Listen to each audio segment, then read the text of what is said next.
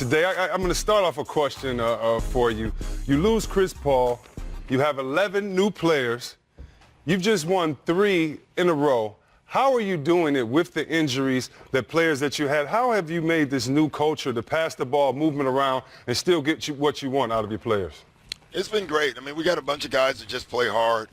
When you lose Chris Paul is one thing, but then when you come into the year and you think, we're still going to be pretty good.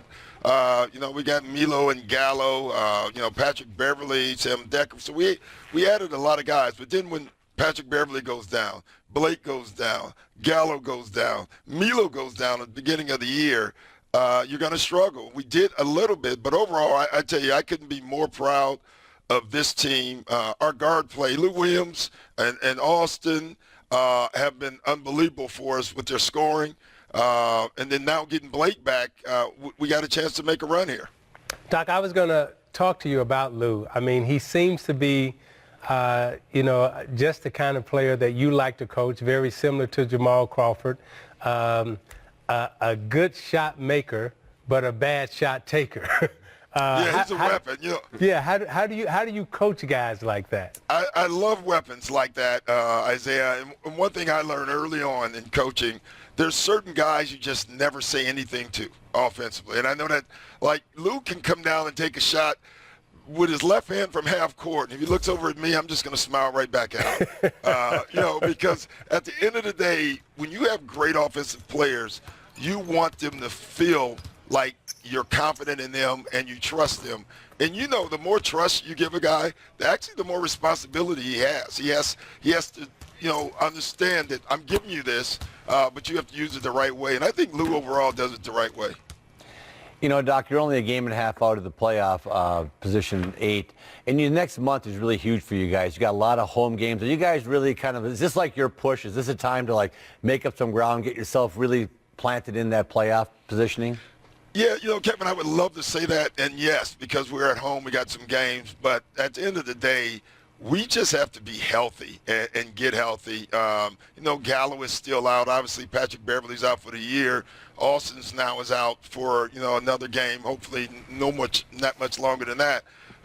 What we've done is decided single games, every game, and focus on that game. We can't, have a 10-game plan. Heck, we don't know who's going to be on the team or who's playing right now. Yeah. So I think our guys have done that. I got a young group of guys. I mean, we're starting 2 G Leaguers at one point, a couple of rookies who we drafted in the second round.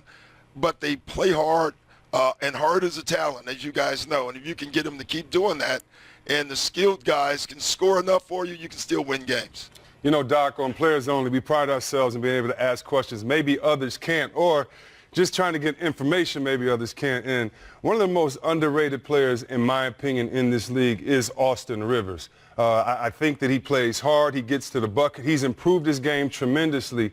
As his dad, how much does it suck to have your father as a coach? Because we know you get on him. From that perspective, I can only imagine friends of mine whose fathers were coaches, how tough it was. They had to be an extension. How hard must that be for a guy like Austin? I think it is hard at times for him. I think obviously over the last year and a half, 2 years, he's played great. This year, offensively, he's had huge games for us, but he's still, at the end of the day, it's easy. He's an easy target, as we all know. He's the guy, he's the coach's son and all that, and that's always going to be for him. It's been that way for his life. And then he has me on him all the time. Exactly. That's what I'm talking about, because you're always tough on him. That's what I really mean. So I'm hard on everybody. I'm sure I'm harder on him in his mind. I tell you what I've learned, though, coaching my son, because I never wanted to or thought I would. And I learned this. This has helped me in coaching.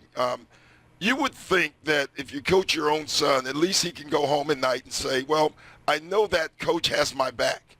And so what that's taught me, if I can get every single player on my team to feel that way, they're going to play better.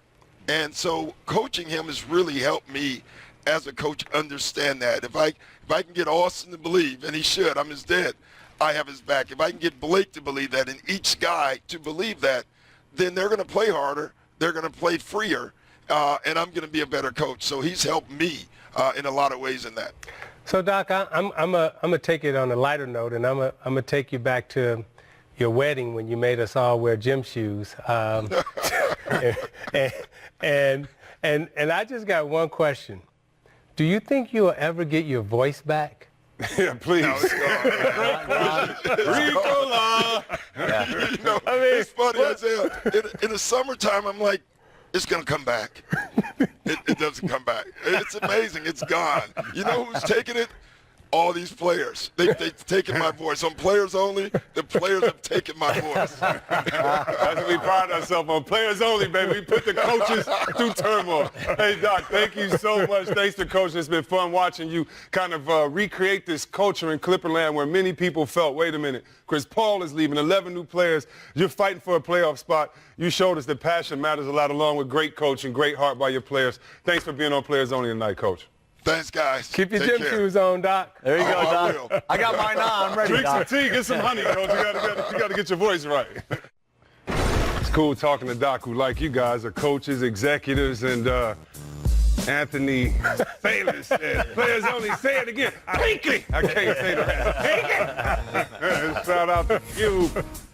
Oh, these guys, they got you on A here. little too These guys. close to the grill there. But these guys be grilling, though. I tell you what, when you go over these Scott House, ain't no telling what you might find, boy. He can definitely cook, boy.